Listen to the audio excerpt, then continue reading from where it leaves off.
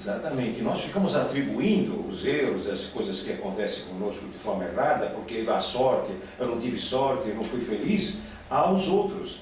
E, inclusive, nesse momento, a gente passa a acusar o outro como sendo aquele que tem o olho gordo, está realmente vigiando as nossas atitudes. Isso não existe, o olho gordo é nosso.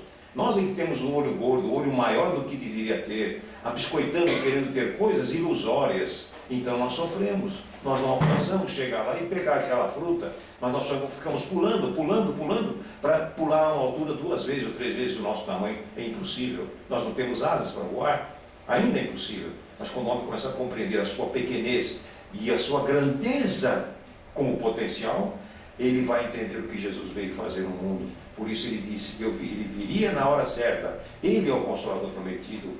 Jesus é o grande médium de Deus que veio na Terra para nos mostrar o caminho. E a doutrina espírita, sem dúvida nenhuma, é o Consolador prometido que aí está. Não veio passar a borracha naquilo que o Mestre falou, Jesus. Ao contrário, vem trazer o aspecto real e verdadeiro que ele deve absorver cada vez mais, mas cada vez mais para o indivíduo que cresce, que evolui e que compreende.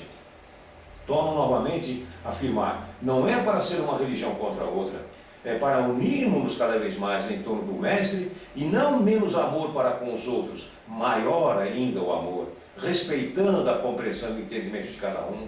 Esse é o trabalho das religiões. Por isso o nosso querido Eurípides Barçanufo, o grande médium de Sacramento, deixa claro, Jesus é um psicoterapeuta. O cristianismo é uma psicoterapia.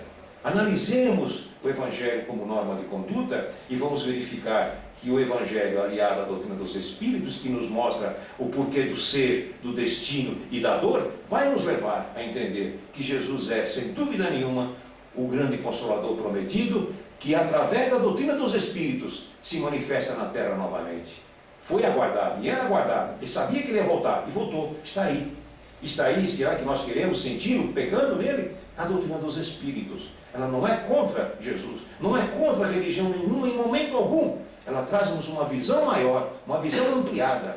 E, infelizmente, aqueles que tentaram se organizar como religião para auxiliar o homem, foram na contramão da história, porque Jesus veio para libertar-nos uns dos outros, e deixando claro, a quem não deixar pai, mãe, filho, esposa, e não seguir a mim, não é digno de mim. Não é abandonar o pai e a mãe fisicamente e jogá-los na rua, não, é abandonar na cabeça, na ideia. Então as ideias surgem e nós somos realmente senhores dessas ideias, porque essas ideias gerarão atitudes, e essas atitudes comportarão a nós mesmos os seus efeitos, bons ou menos bons. Aí está a beleza da doutrina dos Espíritos, a libertação. É interessante. E nessa passagem evangélica, meu querido, ele diz assim, no final, que vos ensinará todas as coisas. Quer dizer, esse Consolador vos ensinará todas as coisas. Quer dizer, esse Consolador. E vos fará relembrar de tudo aquilo que eu vos tenha dito.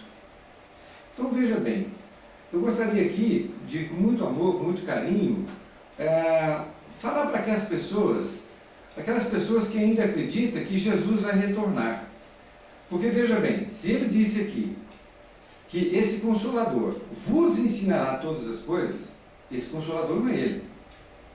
E vos fará relembrar de tudo aquilo que eu vos tenha dito, quer dizer, não é ele que vai voltar.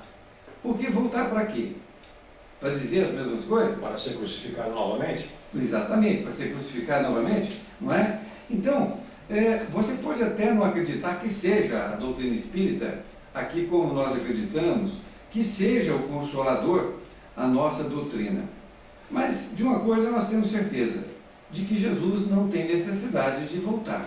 Ou tem, Durante? Ele nunca foi embora. É muito bem colocado. O seu Evangelho aí está no mundo. Ficou órfão de Jesus quem quis. E é órfão de Jesus quem quer. Ele não impõe, não obriga.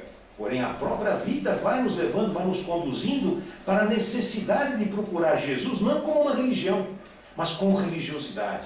Pegar os seus ensinamentos e religiosamente segui-los. E respeitar todas as criaturas. Muito bem. Você me fez lembrar aqui também a nossa história, porque estudando a história, a gente vai entendendo melhor. Então, naquela época que Jesus disse que mandaria o Consolador veio na França, né? Kardec foi o codificador.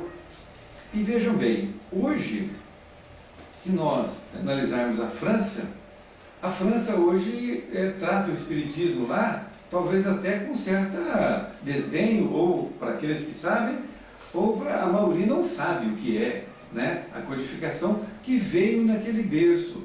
Porque naquela época a França era, né, um polo educativo de todo mundo. Todas as ações nasceram na França, né? A libertação dos escravos. Então, lá realmente foi o berço da humanidade por muitos e muitos anos. Mas hoje a gente vê que eles não absorveram a doutrina espírita. Por quê? Porque, em sendo a doutrina espírita filosofia, religião e ciência, não é? Eles não entenderam que esse tripé ele precisa ficar. Porque se ficar somente dois, cai. Quaisquer que sejam eles. Seja a religião com a ciência, faltando a filosofia. É necessário que tenha o tripé. E quando eles não assumiram a religiosidade como parte fundamental do tripé, né, logo eles deixaram aquilo, porque aquilo deixou de ter importância. Não é? O que você tem a nos dizer sobre isso, meu querido?